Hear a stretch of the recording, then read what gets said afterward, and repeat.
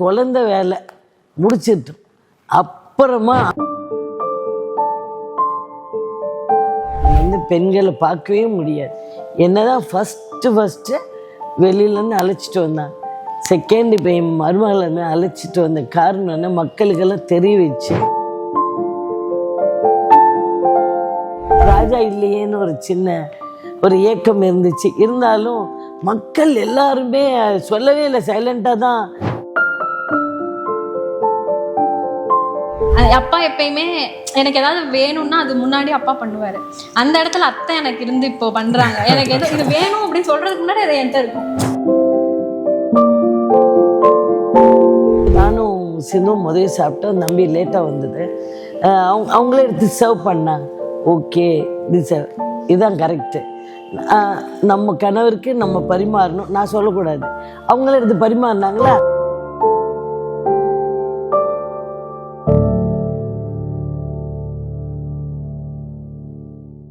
மருமகள் முதல் அரண்மனைக்குள்ள வரும்போது அவங்க பயங்கரமா ஃபீல் பண்ணியிருந்தாங்க. நிறைய விஷயம் அவங்க ஷேர் பண்ணாங்க.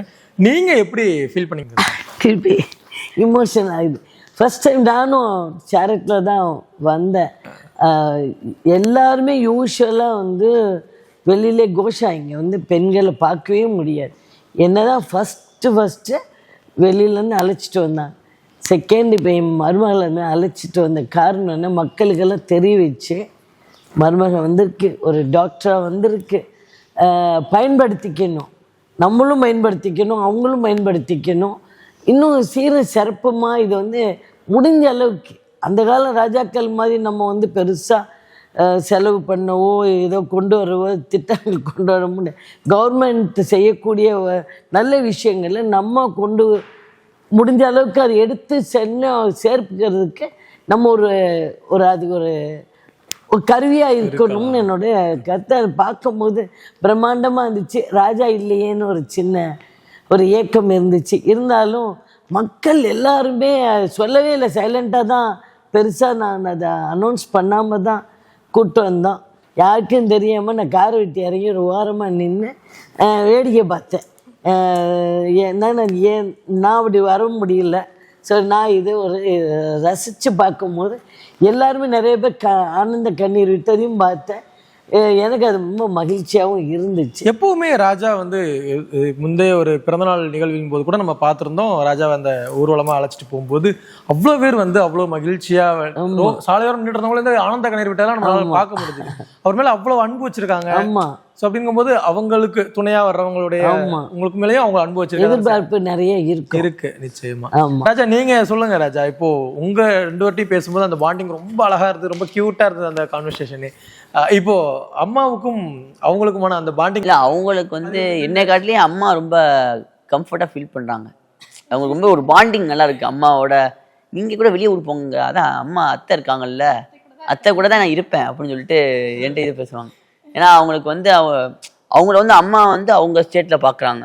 ஏன்னா அப்போ அவங்களும் அம்மா சென்னையிலேருந்து வந்தவங்க. சென்னையிலேருந்து வந்தப்போ அவங்க எப்படிலாம் இங்கே ஃபீல் பண்ணியிருப்பாங்க. ஏன்னா சிட்டிலேருந்து இங்கே வரும்போது அவங்களுக்கு என்ன கஷ்டமாக இருந்துச்சுன்னா இப்போ அவங்களுக்கும் அதே மாதிரி நாமக்கல்லேருந்து இங்கே வரும்போது அதே மாதிரி இருக்கும், பயம் இருக்கும், பயமாக இருக்கும். புதுசு என்ன எல்லாமே புதுசு அவங்களுக்கு.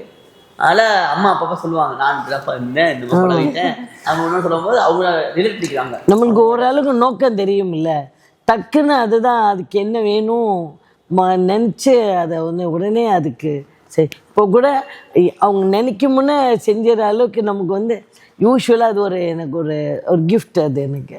ஸோ அதனால் பிள்ளைங்கள அந்த மாதிரி கொண்டு போகும்போது இன்னும் ஒரு சௌரியமாகவும் இருக்குது. மோரோவர் அவங்க 2 பேருக்கும் அந்த இன்ட்ரெஸ்ட் ஓரளவு காமனாக தான் இருக்குது. அவங்களுக்கு எது பிடிச்சிருக்குமோ அந்த ஸ்டைலிங் எல்லாமே ஒரே ரிலேட்டடாக ஒரே மாதிரி இருக்கும். ட்வின் சிஸ்டர்ஸ் மாதிரி. அதெல்லாம் பார்க்கும்போது ரொம்ப சந்தோஷம் தான். அத்தை எப்பயுமே சரி வளர்ந்து வர்றவங்க எல்லாத்தையும் அவ்வளோ என்கரேஜ் பண்ணுவாங்க. எல்லாருக்குமே ஒரு கட்டத்தில் லைஃப்பில் செல்ஃப் டவுட்னு ஒன்று இருக்கும். அந்த இடத்துல ஒரு ஃபயரி காட் மாதிரி யாராச்சும் வருவாங்க. அது என்ன கேட்டால் அத்தையை பார்த்த எல்லாருமே அப்படிதான் சொல்லுவாங்க. அவங்க லைஃப்பில் ஒரு ஃபயரி காட் மாதிரியாக நானே பர்சனலாக அதான் ஃபீல் பண்ணுறேன். So encouraging. வாங்க, உங்களால் முடியாது, நம்மளால முடியாது எதுவுமே இல்லை, நம்மளால முடியலன்னா மற்றவங்களால முடியாது, நீங்கள் வாங்க, எந்திரிச்சு வாங்க, நான் இருக்கேன். அந்த ஒரு வார்த்தை, நான் இருக்கேன் நீங்கள் வாங்க அப்படின்னுவாங்கல்ல, அதெல்லாம் எத்தனை பேருக்கு கேட்க கொடுப்பனா இருக்குன்னு தெரியல. Very encourage. நான் சொல்லவே முடியாது, இவ்வளோதான் அளவு எடுத்து சொல்ல முடியாது, இவ்வளோ என்கரேஜ் பண்ணாங்க. அதுக்கப்புறம் ஆஹா நீங்கள் வாங்க நான் இருக்கேன், நீங்கள் வாங்க, எதுக்கு கவலைப்படுறீங்க, அந்த ஒரு வார்த்தை போதாதா மேலே மேலே போகிறதுக்கு. ஸோ நீங்க இந்த அரண்மனைக்குள்ள வந்ததுக்கு பிறகு உங்களுக்கு ரொம்ப பிடிச்ச விஷயம் இங்க, அதாவது அத்தை, நீங்க திரும்ப அத்தைன்னு தான் சொல்லுவீங்க, அத்தையை தாண்டி ராஜாவை தாண்டி உங்களுக்கு இந்த இடங்கள்ல ரொம்ப பிடிச்ச விஷயம் எது? லைக் என்னை பொறுத்த வரையும் இப்போ பழங்காலத்து விஷயம் எல்லாத்தையும் நம்ம வந்து சாமியாக தான் பார்க்குறோம். இது எவ்வளோ பழமைனா அவ்வளோக்கு அவ்வளோ இது புனிதமும் தெய்வீகமும் நிறைஞ்ச இடம். ரொம்ப பிடிச்சது எல்லாமே பிடிக்கும். பட் இங்கே என்னோட எந்திரிச்சு வந்து ஒரு கோபுர தரிசனம் யாருக்கு கிடைக்கும்னு எனக்கு தெரியல. இங்கே எங்களோட அரண்மனையில் இருக்க ராஜராஜேஸ்வரி அம்மன் கோவிலாக இருக்கட்டும், இந்த தூண்கள், ஒவ்வொரு தூண்களில் இருக்க ஃப்ரேம்ஸு சும்மா இவங்கெல்லாம் வைக்கல. ஒவ்வொரு மன்னருக்கும் ஒரு ஒரு அழகான கதைகள் இருக்கும். வாரி வழங்குறதுல வள்ளலாக இருப்பாங்க, வீரனாக இருப்பாங்க, அவ்வளோ போர் புரிஞ்சிருப்பாங்க, மக்கள்னு வாழ்ந்த மன்னர்களாக இருப்பாங்க. இதெல்லாம் கேட்கும்போது ஒரு கூஸ் பம்ப்ஸ் மூமெண்ட் வரும். எவ்ரிதிங் இது இங்கே இருக்க எல்லாமே ரொம்ப ஸ்வீட்டாக இருக்கும். அதுக்கேற்ற மாதிரி இங்கே இருக்க பர்சன்ஸும் சரி, இங்கே இது எனக்கு செட் ஆகலைங்கன்னு சொல்கிற மாதிரி ஒன்றுமே இல்லை. எனக்கு எவ்ரிதிங் ஆல்ரெடி பழக்கப்பட்ட விஷயமா தான் இருக்கும். எனக்கு ரொம்ப பிடிச்சது அப்படின்னா அந்த கோயில் தான் நான் சொல்லுவேன். கோயில் எனக்கு இப்போ ஒரு அப்பாவுக்கும் பொண்ணுக்கும் உள்ள கனெக்ஷன் வந்து எல்லா ஃபேமிலியும் இருக்கும். அப்பாவுக்கு பொண்ணுக்கு அப்பா எப்பயுமே எனக்கு ஏதாவது வேணும்னா அது முன்னாடி அப்பா பண்ணுவார். அந்த இடத்துல அத்தை எனக்கு இருந்து இப்போ பண்ணுறாங்க. எனக்கு இது வேணும் அப்படின்னு சொல்கிறதுக்கு முன்னாடி அது என்கிட்ட இருக்கும். அந்த ஒரு பாக்கியம் கிடைச்சிருக்குன்னா நீங்கள் சொல்லாதீங்கன்னு சொன்னாலும் நான் அத்தையை தான் சொல்லுவேன். அவங்க ஃபஸ்ட்டு இல்லை, ஏன்னா நீங்க பேசிட்டு இருக்கீங்க ஆனா அவங்க கண்ணு கலங்கிட்டு இருக்கீங்க. இது எத்தனை பேருக்கு இப்படி ஒரு அத்தை, இப்படி ஒரு மாமியார் கிடைப்பாங்க அப்படிங்கிறது அப்படிதான். எங்க அக்கா கூட பேசுற மாதிரி தான் அவங்ககிட்டயும் ரொம்ப ஜாலியா, அவங்களும் பயங்கரமா என்கரேஜ் பண்ணுவாங்க. நீங்க பண்ணுங்க சிந்து, நான் இருக்கேன், நீங்க பண்ணு. அந்த ஒரு மோட்டிவ் அவங்ககிட்ட இருக்க பூஸ்ட். அத்தாச்சி சிஸ்டர் இன்லா. ஸோ ரொம்ப என்கரேஜிங்காக இருப்பாங்க. அவங்களும் ரொம்ப ஜாலியாக மிங்கல் ஆகுறது எல்லாரும் எனக்கு இங்கே பிடிக்கும். அரண்மனையில நல்லா சுற்றி பார்த்தீங்களா வந்த உடனே? ஃபுல்லாக இன்னும் பார்க்கல, காவாசி முடிச்சிருக்கேன். ஒர்க்ஸ், ஈவெண்ட்ஸ் எல்லாமே ஃபேமிலி. இப்போ தானே கல்யாணம் இருக்குது, விருந்து அப்படி இப்படின்னு போயிட்டு இருக்கோம். பட் எல்லா ராமலிங்க விலாசம் அதில் இருக்க ஹிஸ்ட்ரிஸ் எல்லாத்தையும் கூட்டிகிட்டு போய் அங்கேயே நான் ஒரு ஹாஃப் டே கிட்ட ஸ்பெண்ட் பண்ணேன். அவ்வளோ அந்த விஷயத்தை பற்றி கற்றுக்கிட்டேன். அத்தை சொன்ன மாதிரி அன்னைக்கு அங்கிள் வந்திருந்தாங்க, ஜட்ஜ் அங்கிள். அவரும் சரி, மிஸ்ஸஸும் சரி ரொம்ப சந்தோஷப்பட்டாங்க. அத்தைட்டையும் சரி ராஜாட்டையும் சொன்னாங்க, ரொம்ப இப்படி ஒரு பொண்ணு கிடைச்சிருக்கு அப்படி சொன்னால் எனக்கு ரொம்ப சந்தோஷமாக இருந்துச்சு. இதெல்லாம் ஒரு ஆர்வம், டக்குன்னு ஒன்று மனப்பாடம் பண்ணுற மாதிரி இல்லை. இதில் ஆர்வம் இருந்தால் மட்டும்தான் நமக்கு வந்து ஸோ இதெல்லாம் நடந்திருக்கு அப்படின்னு ஒரு தூண்களும் ஒரு கதை சொல்லு இந்த இடத்துல. அவ்வளோ அழகான ஒரு இடம், புனிதமான இடம். நிச்சயமா ரொம்ப அழகாக சொன்னீங்க. இப்போ பொதுவாகவே வந்து நம்ம தமிழ்நாட்டில் எடுத்துக்கிட்டிங்கன்னா அப்படின்னா, ஒரு பொண்ணு பார்க்க போகிறோம், ஒரு வீட்டுக்கு மருமகள் வரப்போகிறாங்க அப்படின்னா வந்து மாமியார் செய்யக்கூடிய மிக முக்கிய விஷயம் என்னென்னா, இது வந்து அது எப்படி சொல்கிறதுனா, இது இந்த இப்போ இருக்கக்கூடிய ஜென்ரேஷனுக்கு இதெல்லாம் ஒத்து வராது. ஆனாலும் அதை வந்து இன்னும் அவங்க ஃபாலோ பண்ணிட்டு இருக்கிறதுனா, சமைக்க தெரியுமா, கிச்சனுக்குள்ளே போனோடனே மருமகள் வீட்டுக்குள்ளே வந்தோடனே கிச்சனுக்குள்ளே போய் அரிசி எடுத்து போடுறது, அந்த மாதிரியான இதெல்லாம் வச்சுருப்பாங்க சம்பிரதாயங்கள்லாம். நீங்கள் அதை வந்து நீங்கள் மருமகளாக வரும்போதே நிறைய விஷயத்த உடைச்சிங்க. இப்போ இவங்க வரும்போது இந்த மாதிரியான விஷயங்கள்லாம் நீங்கள் எந்த அளவுக்கு? கேட்கவே இல்லை, நாங்களே போய் செஞ்சு கொடுத்துருவோம். அதாவது உடனே அதெல்லாம் ஒரு போர்ட் ஆயிடும். அவங்கள ஆர்வம் எப்போ வருதோ என்ன வருதோ ஒன்று நம்ம சொன்னால் செய்வாங்க. அந்த ஆர்வமெல்லாம் இருக்குது. முதல் அவங்களுக்கு வந்து கொஞ்சம் செட்டில் ஆகணும்ல, இன்னும் செட்டில் ஆகணும். இட் வில் டேக் டைம், இன்னும் 4-5 மாதம் ஆகட்டும். இப்போ நேற்றெல்லாம் நான் உட்காந்துருந்தேன், தம்பி சாப்பிட உட்காந்துருக்கேன். நானும் சிந்தும் முதல் சாப்பிட்டோம். தம்பி லேட்டாக வந்தது. அவங்களே எடுத்து சர்வ் பண்ணாங்க. ஓகே, இதுதான் கரெக்டு. நம்ம கணவருக்கு நம்ம பரிமாறணும், நான் சொல்லக்கூடாது. அவங்களே எடுத்து பரிமாறினாங்களா, ஏடா ஃப்ரீடாக இருந்த வாரேன்ட்டு என் ரூமுக்குள்ளே நான் போயிட்டேன். ரைட்டா, ஒரு ப்ரோக்ராம் ஓவர். நீ அடுத்து அவங்களாம் அது ஆகணும். அது வந்து அவங்களுக்கு மனசுக்கு பிடிச்சி செய்யணும். நம்ம செய், பண்ணு, அதெல்லாம் சொல்லு. எனக்கு அப்படி சொன்னால் எனக்கு பிடிக்காது. அதனால் எனக்கு பிடிக்காது நான் சொல்ல மாட்டேன். நிச்சயமா அது தன்னிச்சையே தனக்காக வரணும். எதுவுமே விருப்பம் பட்டு வரணும். ஃபோர்ஸ் பண்ணி எந்த விஷயமும் வேஸ்ட்டு. எங்களுக்கு இதில் ஒரு ஹைலைட் என்ன, பொண்ணு பார்க்க போகிறோம், இது பூ வைக்க போகிறோம், எல்லாம் ஃபிக்ஸ் ஆகிட்டு பாப்பாவுக்கு சொல்லிட்டீங்களா, 1 மாதம் இருக்குது டைம். எங்கள் பாப்பா என்னோட மகள் மகாலட்சுமி நாச்சியாக இருக்கேன், டெலிவரி டைம் இருக்குது. பட் டாக்டர்லாம் சொன்னாங்க வேணாம், ட்ராவல் இருக்கு. நாங்கள் ஊர்ந்தே இப்போ அது கண்ணீராக ஓடுது, அதுக்கு அழுகுது. இருந்தாலும் எனக்கு வந்து நான் டெசிஷன் எடுத்துட்டேன். விட்டுட்டு போக மனசு வரமாட்டேன். எத்தனை பேர் இருந்தாலும் நான் விட்டுட்டு போக மாட்டேன். நான் அப்படி தான் கொஞ்சம் இதில் எல்லாம் கொஞ்சம் பொசசிவ் தான். நான் தம்பியாக சரி பாப்பாக சரி ஓரளவுக்கு விடலாம். எப்படி விட்டுட்டு போகிறது, ஏதோ அவசரம்னா என்ன செய்யறதுன்னு போயிட்டோம். அங்கே இது நம்ப முடியாத விஷயம். நமக்கெல்லாம் இது எங்கேயாவது ஊருன்னு நினச்சேன்.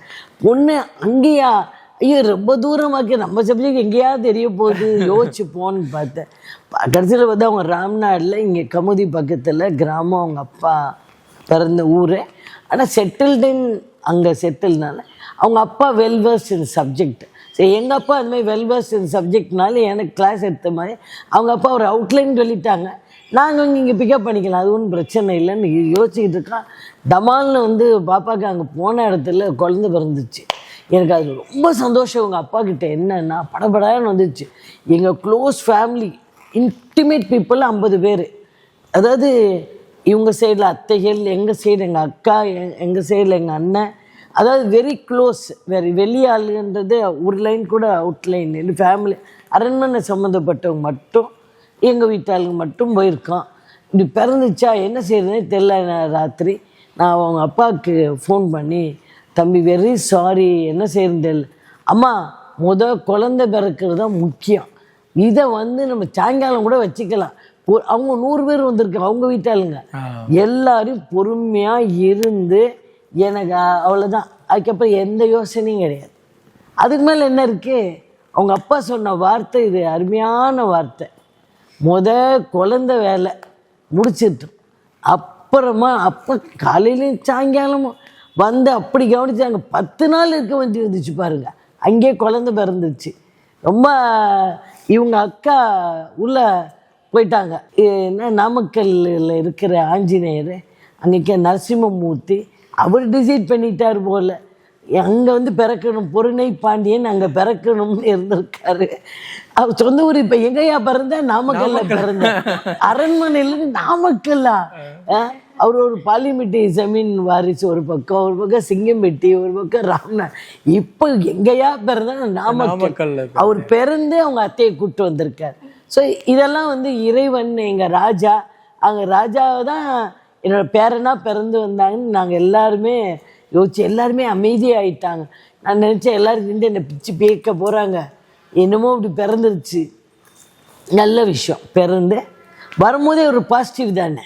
என் மருமக வரும்போதே அவங்க அத்தையை அழைச்சிட்டு வந்துருச்சுல்ல, பேரன் பிறந்து. அப்ப அங்கேயே அந்த 10 நாள்லயே ஒரு ஃபேமிலிக்குள்ள அந்த ஒரு பாண்டிங் கிரியேட் ஆயிருக்கும். 3 நேரமும் சாப்பாடு அங்கேருந்து தான் வந்துச்சு. போயிட்டு வந்திருந்தா கூட ஒரு ஒரு இன்டராக்ஷன் இருக்காது. அங்கேயே நம்ம ஒரு நாள் அங்க பேசி 10 நாள் எல்லாம் அங்கனுக்குள்ளே ஃப்ரெண்ட் ஆயிட்டோம் எல்லாருமே. ஸோ அது வந்து இறைவன் ஏற்படுத்தி கொடுத்தது. அது ரொம்ப அற்புதமான விஷயம். இப்போ இவங்க 2 பேரோட அந்த பாண்டிங் பார்த்து உங்களுக்கு எந்த அளவுக்கு எனக்கு என்ன ரொம்ப சந்தோஷப்படுவேன்னா, நானும் ராஜாவில் இப்படி பேசுவான். நான் வந்து ஒரு ஒரு சப்ஜெக்ட் பேசுவேன், அவங்க ஒரு சப்ஜெக்ட் பேசிகிட்டு இருப்பான். ஆனால் நான் சேம் சைட் கோல் பட்டுவேன். ராஜா என்ன நினைக்கிறதோ அந்த சைடு. ஆனால் இவங்க 2 பேரும் அப்படி அழகாக ஒன்றா பேசி அந்த அவங்களுக்குள்ள ஒரு கெமிஸ்ட்ரி ரொம்ப நல்லா இருக்குது. அதை பார்த்து ரசிச்சுக்கிட்டு இருக்கேன். நான் வந்து ராஜாவோட நோக்கத்துக்கு போயிடுவேன். இங்கே கெமிஸ்ட்ரி நல்லா இருக்கு, அதான் டிஃப்ரென்ஸ். ரொம்ப அழகா நல்லா இருக்கு. பூ வைக்கிறப்ப எங்கள் அப்பா இல்லாத ஒரு பெரிய குறையாக இருந்துச்சு. அந்த இடத்துல என் மருமையை வந்து ஃபுல்ஃபில் பண்ணாங்க. பொருணை பாண்டியன் பேர், அவர் பொருணை பாண்டியன் வேற. ரொம்ப அற்புதமாக இருந்துச்சு தம்பி. இந்த நிகழ்வே வந்து எல்லாம் மேஜிக்காக இருந்தது. எல்லாமே மிராக்கிள் தான். என் லைஃப்பில் எல்லாமே மிராக்கிள். என் கல்யாணம், எங்கள் அம்மா அப்பா மிராக்கிள், நான் பிறந்ததே மிராக்கிள், என்னுடைய பிள்ளைங்க பிறந்ததே மிராக்கிள். அப்போ எனக்கு கல்யாணம் பண்ணி மருமகன், என்னோடய விஜயலட்சுமி அக்கா, என்னோடய சம்மந்தி, என்னோடய நாத்தனார்கள், அப்படி இந்த அரண்மனையில் இருக்கிற சொந்த பந்தங்கள், என்னை எல்லாருமே ரசிப்பேன். எல்லாருக்குள்ளுமே ஒரு யூனிக் குவாலிட்டி இருக்கும். எல்லாருமே ரொம்ப சிறப்பானவங்க, எல்லாருமே ரொம்ப நல்லவங்க. அவங்கவுங்க சூழ்நிலை சந்தர்ப்பமாக மாறும். அது கொஞ்சம் பொறுமையாக இருந்தால் எல்லாமே சரியாக வரும். இது என்னோட கூற்று. இதை தான் பிள்ளைங்க சொல்லிக்கிட்டே இருப்பேன். சந்தர்ப்ப சூழ்நிலை மாறும், அந்த டைம் வரைக்கும் கொஞ்சம் பொறுமையாக இருந்தால் எல்லாம் மாறும், காலம் மாறும். புரியுது புரியலனாலும் பரவாயில்ல, நம்ம மாறிக்கலாம். நம்ம பிளாட்ஃபார்மில் ஏறி நம்ம ஓடிட வேண்டியதான். நம்ம பொறுமையாக இருந்தால் எல்லாத்துலேயும் வெற்றி நிச்சயம்தான் தம்பி. எல்லாருக்குமே வாய்ப்பு கிடைக்கும், எல்லா தருணமும் எல்லாருக்குமே கிடைக்கும். இவங்களுக்கு தான் அவங்களுக்கு தான் கிடையாது, எல்லாருக்குமே எல்லா தருணமே அமையும். அந்த தருணத்தை அவங்க நேரம் தெரிஞ்சுக்கிட்டு தன்னை தக்க வச்சுக்கிட்டு பேலன்ஸ்டாக போனால் வெற்றி நிச்சயம். அதுக்கு நானே ஒரு ஆதாரம், ரொம்ப அதுக்கு நானே சாட்சி. ரொம்ப அழகா சொன்னீங்க. உங்க மனசு போல இந்த அரண்மனை வந்து அவ்வளோ அழகா ஜொலிச்சுக்கிட்டே இருக்கும் எப்பவுமே. ஏன்னா நான் எப்போ உங்களை பார்க்கும்போது வந்து நீங்க அவ்வளோ ஒரு பிரகாசமா இருப்பீங்க. எமோஷனல் ஆனால் கூட அதை கண்ட்ரோல் பண்ணிட்டு உங்கள் முகம் வந்து அவ்வளவு பிரைட்டாக இருக்கும். நீங்கள் எமோஷனலாகிற ஒரே விஷயம் வந்து பிள்ளைகளை பேசும்போது மட்டும்தான் எனக்கு நல்லா பர்சனலாகவே தெரியும். எப்போ ராஜாவையோ இல்லை மகா சிஸ்டரை பற்றி பேசும்போதுமோ இப்போ இவங்களை பற்றி பேசும்போதெல்லாம் கூட நீங்கள் கொஞ்சம் எமோஷனல் ஆகுறீங்க. ஆனால் உங்கள் மனசு எப்போவுமே வந்து புனிதமாக இருக்குது, உங்களுடைய முகம் பிரகாசமாக இருக்குது. அது வந்து இந்த அரண்மனை முழுவதும் வந்து அவ்வளவு அழகா ஜொலிச்சுக்கிட்டே இருக்கு எப்பவுமே. இப்போ மட்டும் இல்ல, இங்க இருக்கிற அம்பாள் என் கூடயே இருந்து வழி நடத்திட்டு சென்றுட்டு இருக்காங்க. நிச்சயமா இது இப்போ மட்டும் இல்ல, இன்னும் காலமா யுகங்கள் கடந்து இதை எப்பவுமே நிலைச்சு நிக்கணும் தான் நம்மளும் இறைவனை பிரார்த்திச்சுக்கிறோம். நேரத்துக்கு நன்றிமா, ரெண்டு பேருக்குமே ரொம்ப நன்றி. ரொம்ப தேங்க்யூ ஸோ மச்.